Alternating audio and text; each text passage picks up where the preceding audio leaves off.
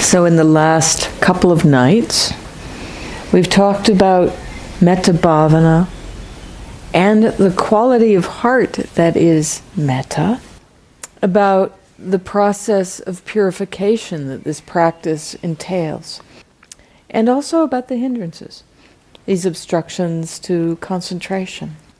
And along the way, I've referred at times to Metta Bhavana as a doorway into Dhamma that enters the Dhamma through our conventional lives. The Buddha talked about how we attain nibbana, enlightenment, through these fathom-long bodies. And this touches upon that paradox that we understand absolute reality through our experience of conventional reality. So vipassana enters the doorway of the Dhamma through absolute reality and the understanding of that. And metta enters the doorway of the Dhamma through the doorway of conventional reality. And another way of looking at this is wisdom and compassion.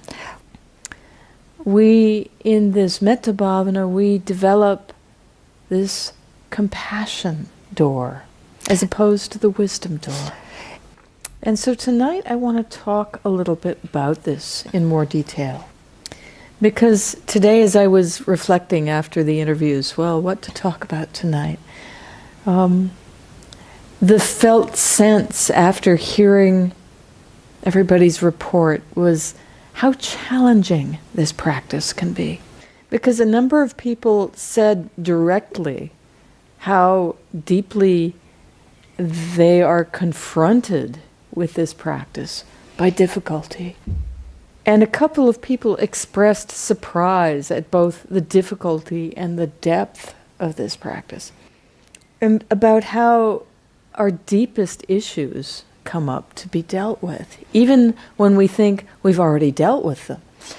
And this Metta Bhavana practice, as one person expressed today, encompasses all of the first three noble truths. There's the suffering, the end of suffering, and the way leading to that. And there's a range of response to this challenge, this confrontation with suffering. Some people have reported that even though it's really intense, the softness of this Metta Bhavana allows these things to be more easily held than with the Vipassana practice. On the other hand, it's also very common that people have reported, it brings up doubt. It's like, now what? Or, why this? Not again. I shouldn't do this practice. It's not good for me. I understand that last comment, because it's so challenging when we're faced with our deepest issues. And the Buddha said very clearly in the Dhammapada, I teach one thing and one thing only. This is suffering and the end of suffering. And this word I use in English, suffering, is one translation of the Pali word dukkha. And the Pali is actually much better, because every language has its strengths. And one of the strengths of the Pali language is that it has many, many, many layers of meaning about the mind and the heart. So this single word, dukkha, has so many layers of meaning. Everything ranging from just a little dissatisfaction to the worst, most horrible suffering you can imagine, and everything in between. And not only did the Buddha say he taught one thing and one thing only, it's also the first thing. Unfortunately, it's the first thing. This is the first noble truth.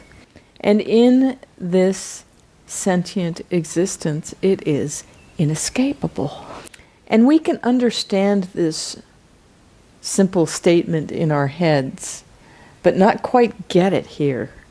So we can be going along in the practice and some difficult mind or heart state arises and we think, I've done it wrong, or this practice is bad for me. And this can be a source of that doubt. Because if we regard dukkha as a problem or a calamity or something we have to, avoid, there is not going to be any space in the heart for trust. And doubt will arise. So attitude towards what is arising and trust are deeply, deeply linked. So if this happens, it really saps our energy, this resistance to experience. And it can be quite subtle. It saps our energy for the practice and the heart can't open. So it helps to reflect about dukkha as the first noble truth. Noble truth. That's a little hard to let in, isn't it? But dukkha comes with this hidden nobility that is the seed of freedom. This is what gives it meaning. Viktor Frankl, who was a psychologist, an Austrian psychologist, who wrote one of the most beautiful and luminous books about suffering, he says, one can shoulder any kind of suffering so long as one can find meaning in it. What is to give light must endure burning. And this is a man who lived through the Holocaust and lost his family. So he knew suffering. But I want to take a slightly different tack on the value of suffering tonight, though, than simply as a doorway into freedom. Because, of course, we often in Buddhism talk about suffering in this light and how it is the doorway to liberation. This is the wisdom aspect of that first noble truth. But the thing we don't often reflect about is how this kind of suffering can open us up to compassion and to each other and to our own capacity for care and kindness in the face of pain. So I want to speak a bit more about this tonight. Because whatever kind of meaning, however we define that we find in this suffering, is often somehow about how we grow through it, and how from that growth we serve each other and make the world a better place. This is the gift of compassion, and compassion is the gift of pain. Because if we don't understand pain, if we don't understand dukkha, we don't feel compassion. And so here we have the perfect environment to cultivate our ability to access that. So with the development of metta, we begin to see ourselves completely, and we see others completely. And in both cases, we see ourselves and others as whole, not flawed. We see the good aspects, the bad aspects, and there's no part left out, because the metta gives us this non-resistance. As the heart opens, as we go through these categories, we find that attitude first for ourselves, even just a little bit, and then begin to extend it to others. And so by definition, doing this metta practice, we gain the ability and the habit of inclining to skillful ways of dealing with our places of pain and our places of reactivity. This is compassion. Metta, which inclines to suffering. This is that very same quality of heart. But instead of just a free-flowing, may you be happy, it specifically inclines to the suffering of ourselves or the suffering of another. So in the phrases, this is reflected in the phrases for each. When we specifically cultivate metta, we say, may you be happy. When we're cultivating compassion, we emphasize the aspect of happiness, which is freedom from suffering. So we say, may you be free from suffering. As a specific cultivation as a specific meditation practice. Compassion is generally done after we've gone through the sequence of metta categories. This is because it's actually a bit harder to access. It's a little harder to open to compassion than to simple well-wishing. Or a lot harder, actually, for depending. But I want to talk about it now because it's actually a way in to the metta itself in a general way. Metta as a mind state, as a heart state, opposes and is the antidote to ill will. Compassion, on the other hand, is the antidote to what is usually translated as cruelty. And none of us are cruel people, or we wouldn't be here. So it can be a little hard to kind of relate to this. But there are a lot of related states to cruelty that all of us experience. Che noi conosciamo. Like impatience, envy, jealousy, vindictiveness, and then this wonderful German word, Schadenfreude, which is enjoying the pain and misfortune of another. And that's usually enjoying the misfortune of somebody who is an enemy. And let's face it, sometimes we feel this. So somebody we don't like or somebody that harmed us has some misfortune happening and we go, serves them right.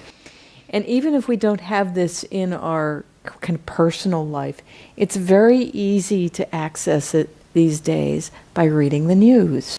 So if there's a public figure whom we think is generally bad and something happens to them that we think they deserve that's really challenging, we think, oh, great. And it has this element of, I think we're all laughing because we recognize this is cruelty. So, hello everybody, we all do it. So, compassion is something that is the antidote to that. It sees suffering in ourselves or in somebody else and seeks to alleviate that. The Visuddhimagga gives a metaphor for this, an analogy for this. For metta, it describes the love of a mother for a helpless newborn infant and how she wants just all good things for this beautiful new child. And compassion is the same mother's attitude for, say, an older child who might be injured or ill, and how she wants this child to be cured and healed.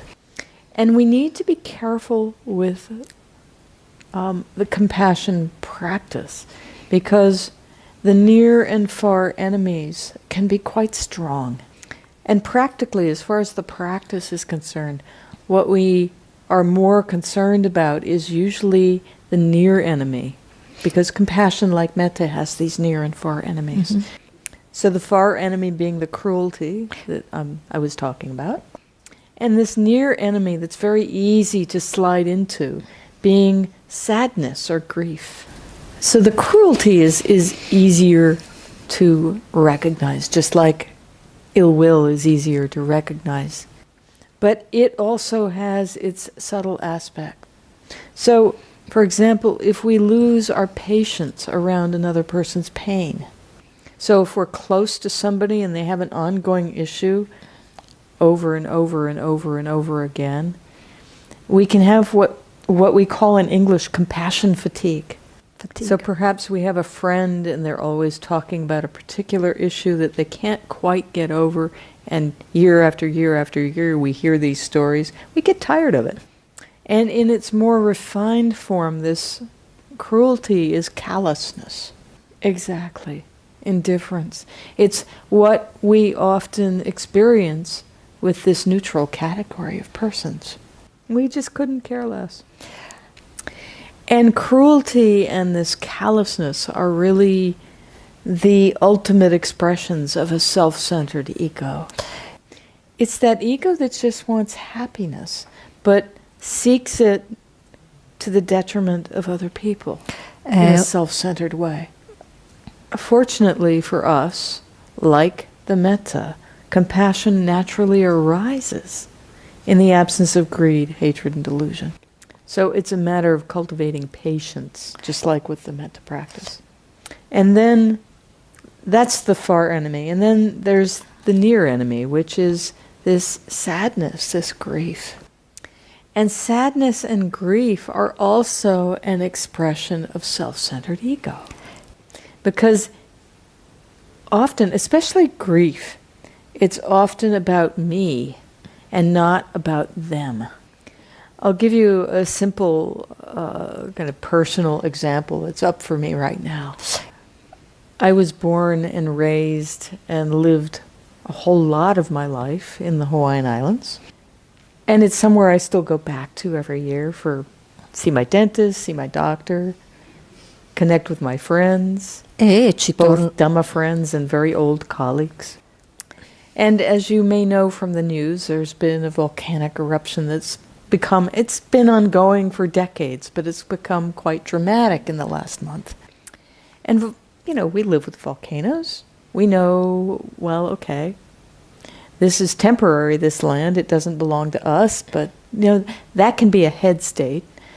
The heart state, when beloved landscapes are getting eaten up and our old house disappears under lava. We haven't lived in it for almost half a century, but it's gone now.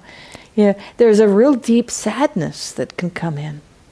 And this has been happening actually to me as I'm being fed information about this current eruption. And it's just in the last 48 hours eaten a very special piece of landscape that means a lot to me from when I was a baby and growing up, and it's gone. And a friend and I have been going back and forth with these little messages. Oh, I have a hole in my heart. We're all feeling a little, ooh. But what's so interesting to me is I notice how it's all about me and my identity. I've lost nothing. Lots and lots of people have lost their houses, everything they own, all their memories.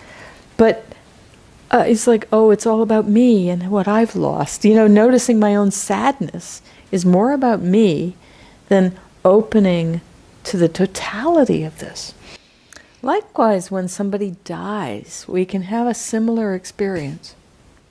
The grief over the death of somebody we love is not often about the person who has died, because in many cases they're released from their suffering. It's all about, it's about us and how we'll miss them and how it's more wrapped around our own experience of loss and the resistance to that than about the person itself who has died. So there are really two possibilities when faced with pain, when faced with loss.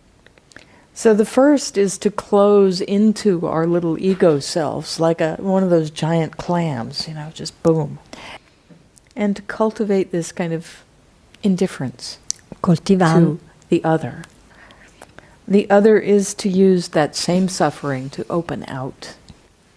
And it's so common, we all do this, that sometimes when we're dealing with a lot of heavy emotion or difficult mind states, we tend to do that closing. We get so involved with our own suffering and the experience of that and the difficulty of that we lose the perspective about the rest of the world. We lose the perspective of the other people in our lives. We lose the perspective of the fact that good things are still happening in the world. This suffering isn't everything. So this is something people do, all of us do, at some time or another. It's not something to kick yourself about, but it's just something to notice if you begin to do this. And really, the little thing to pay attention to, that's the little red flag that tells you something's up, is any form of identification with this state. So if you're dealing with a heavy mind state, some difficult emotion, say, for example, fear, if you're just with that fear as you cultivate the metta. And it's just there as a neutral mind state. That's one thing. And that's one kind of experience. But of course, often what happens, it becomes my fear. And that's an entirely different experience. That can be quite subtle. It's, the subtle form of that is just the perception in the background of, oh, this is my fear, this is something familiar, this is something that always happens. Or that identification can be more coarse and more obvious. So, for example, we can spin on thoughts about, this is the way I am, this is my core identity, this is my core issue. We tell stories about ourselves and our fear and how, oh yes, I have to resolve my fear. And we go on and on and on, wrapping our identity around this simple mind state. And when there's this strong identification, or even a subtle identification, it makes it extraordinarily difficult for us to access the capacity to just be with that as a simple mind state, because it's much more painful. In the Buddhist texts, in the primary texts, there's a trope, a phrase that appears again and again and again and again in describing dukkha. There's the basic unpleasant sense contact, which comes with what's called a Vedana, a feeling tone of unpleasant. And this Vedana is a very simple experience. But then this description that arises again and again in the texts is what happens when we identify with this Vedana and then wrap ourselves around it. And it turns into sorrow, lamentation, pain, grief, and despair. So this identification magnifies the pain of whatever is already happening in our experience and turns it into something much bigger. And if we don't have the capacity to rest with this pain in ourselves or someone else, there are a number of things that we do just as habit. And we have these habits of making distance. And they're all basically resistance.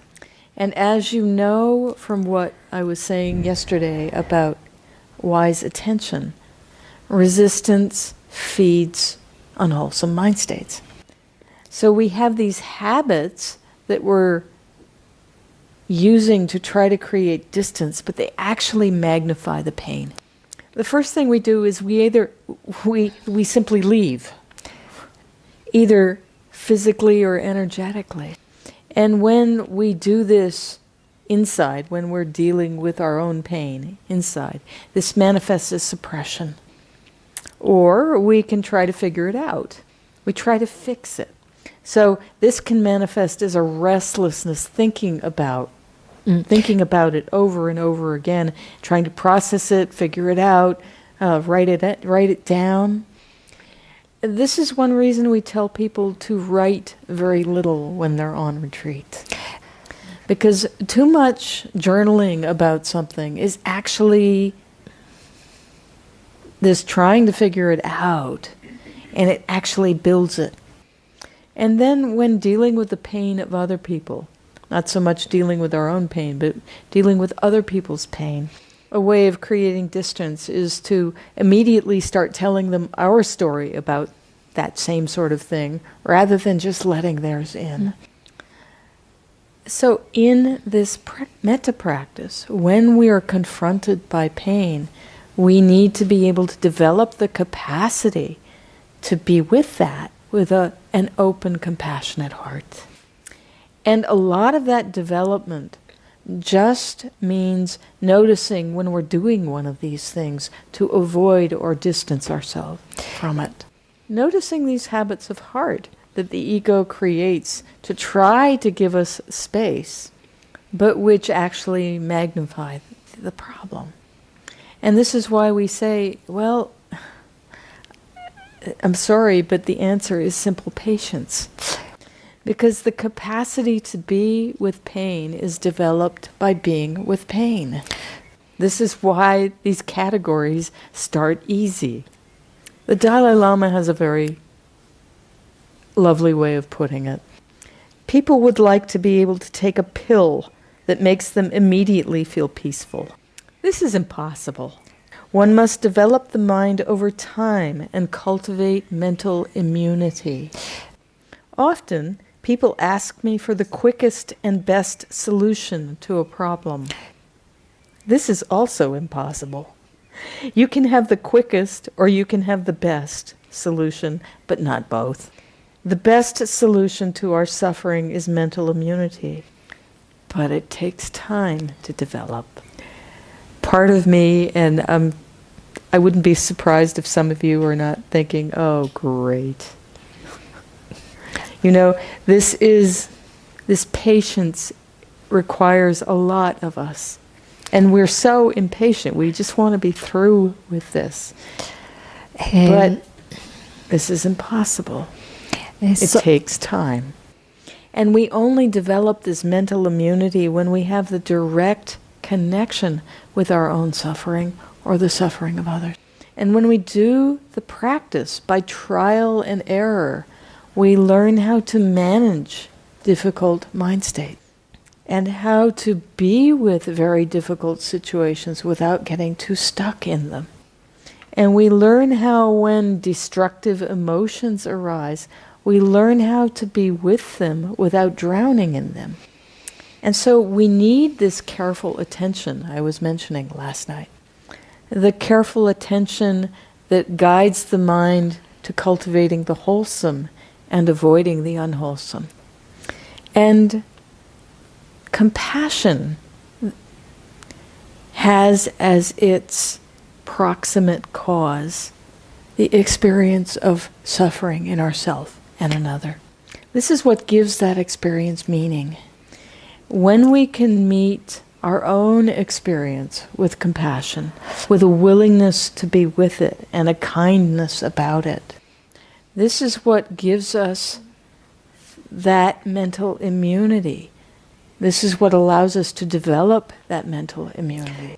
So we can hold our own pain without going off the edge with it. And when we touch our own pain in this willing way, it allows us to more easily connect with the pain of others. So by cultivating this compassion, we come out of this small, self-centered space.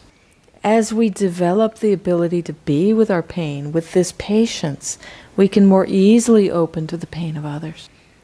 And this doesn't magnify the experience of difficulty. Usually, this makes it easier to be with our own pain, because we connect with each other as a common member of, humanity. Everybody carries their own burden of pain in this world. And the understanding of that makes it much easier to come out of that little bubble of, oh, it's all about me. Because, as I said when I was starting to talk about dukkha, a life without dukkha is impossible. And with a heart of empathy, we can understand, oh, just as I am suffering, so are others. And when we get it that we're not the only ones dealing with pain, the heart just opens. And it's an opening that understands how much we have in common with each other.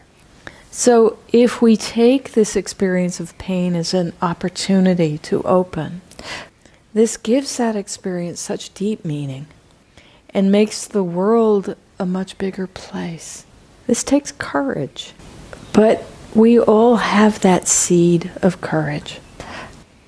And I think it's so interesting that the word courage in English comes from the same root as the word for heart. And so the Dalai Lama says this again very beautifully. He says, courage is indeed the triumph of our heart's love and commitment over the ego's murmurings to keep us safe. And courage is not the absence of fear, but the ability to be in spite of it. May I be well, happy, and peaceful anyway. This is courage. And there's much to say. I'm going to stop there. But thank you for your kind attention, for your dedicated, courageous practice today.